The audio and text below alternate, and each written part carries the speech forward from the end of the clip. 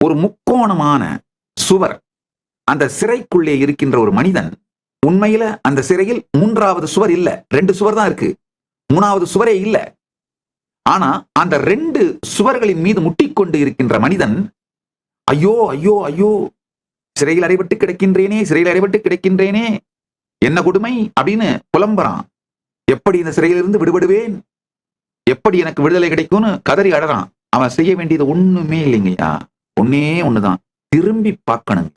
அந்த 3 சுவர்கள், முன்னிலை, படற்கை, கட்டாது இருக்கப்படுகின்ற சுவர் தன்மை.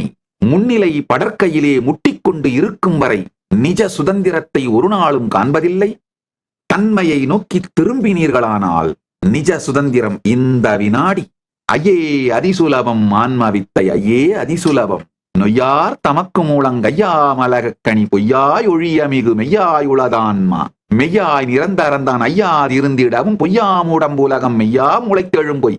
மையார் நினைவனுவும் உய்யாதொடுக்கிடவே மெய்யார் இதய வெளி வெய்யோன் சுயமான்மா. விளங்குமே, இருள் அடங்குமே, இடர் ஒடுங்குமே, இன்பம் பொங்குமே. ஐயே அதிசுலபம் ஆன்மவித்தை, ஐயே அதிசுலபம்.